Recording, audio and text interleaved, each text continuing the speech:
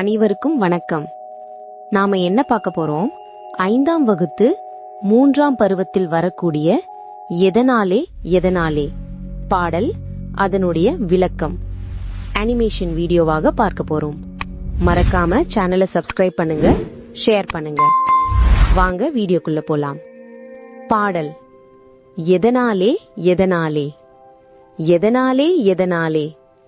பல வண்ண வானவில் எதனாலே, விண்மீன் ஒளிர்வது எதனாலே, ரோஜா பூ சிவப்பது எதனாலே, இலைகள் உதிர்வது எதனாலே, மின்மினி மின்னுவது எதனாலே, பறவைகள் பறப்பது எதனாலே, மின்னல் மின்னுவது எதனாலே, மேகம் கருப்பது எதனாலே, கடலில் அலைகள் எதனாலே, அனைத்தின் காரணம் கண்டறிந்தால் அறிஞனாகலாம் அதனாலே.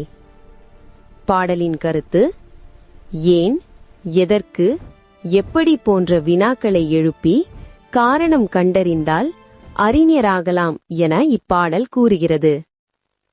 அறிந்து கொள்வோமா? அறிவியல் காரணங்கள். வானில் உள்ள நீர்த்துளிகளுள் சூரிய ஒளி ஊடுருவும் போது நீர்த்துளிகளின் பின்புறமாக எதிரொலிப்பதால் வானவில் தோன்றுகிறது. விண்மீன்கள் தங்களிடம் உள்ள ஒன்றிற்கும் மேற்பட்ட ஹைட்ரஜன் அணுக்களை இயற்பியல் நிகழ்வின் உதவியுடன் ஒன்றிணைப்பதன் மூலம் ஒளி வீசுகின்றன. ரோஜா பூவில் ஆந்தோசயனின் என்ற நிறமி இருப்பதால் சிவந்த நிறத்தில் காணப்படுகிறது. கோடை காலங்களில் நீராவி போக்கை குறைப்பதற்காக தாவரங்களிலிருந்து இலைகள் உதிர்கின்றன. மின்மினி பூச்சிகளின் பின்னால் அடிக்கடி விளக்கு எரிவதைப் போல் மின்னுகின்றன. காரணம், லூசிஃபரேஸ் என்சைம் மின்மினி பூச்சியில் இருப்பதால் மின்னுகிறது. பறவைகள் பறக்க காரணம் அவற்றின் எலும்புகளிலும் இறக்கைகளிலும் காற்றுப்பைகள் உள்ளன. அவை பறப்பதற்கு உதவுகின்றன. மின்னிறக்கத்தால் மின்னல் மின்னுகிறது. மேகத்தில் அதிக அளவு நீர் இருப்பதால் சூரிய ஒளி ஊடுருவ முடியாது. ஆதலால் மேகம் கருப்பாக தோன்றுகிறது.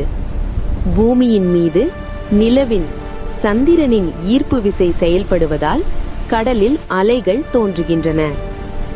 மதிப்பீடு. பொருத்துக. விண்மீன் ஒளிரும், ரோஜாப்பூ சிவக்கும், மேகம் கருத்திருக்கும், இலை உதிரும், பறவை பறக்கும். இந்த காணொளி மிகவும் பயனுள்ளதாக இருக்கும் என்று நினைக்கிறேன். மறக்காம சேனலை சப்ஸ்கிரைப் பண்ணுங்க, வீடியோவுக்கு ஷேர் பண்ணுங்க.